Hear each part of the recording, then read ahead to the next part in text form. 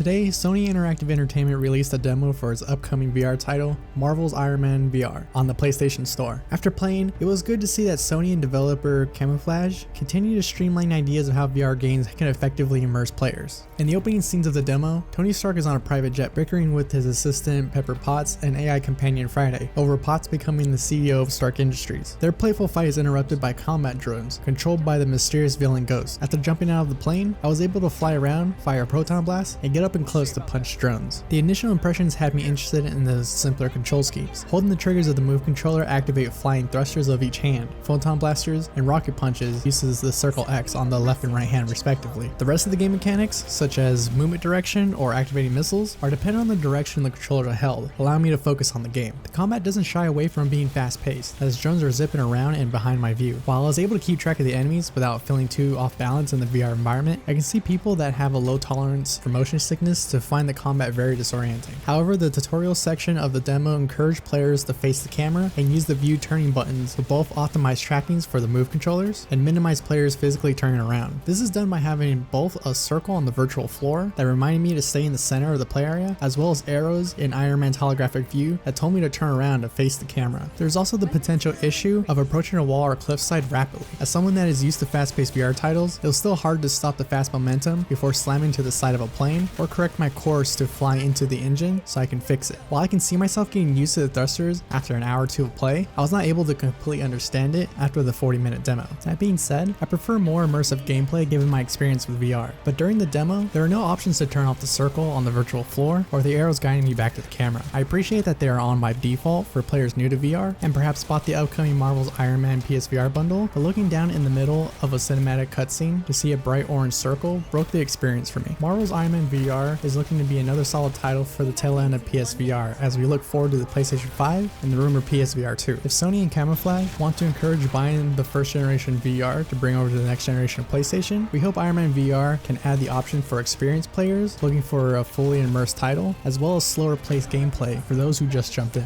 Marvel's Iron Man VR will be available on PlayStation VR in July 2020. Thanks for checking out our preview. Noisy Pixel is made up by a group of gamers who work hard to give you news, reviews, previews, and more. Please subscribe and click on the bell to keep up with all of our latest videos.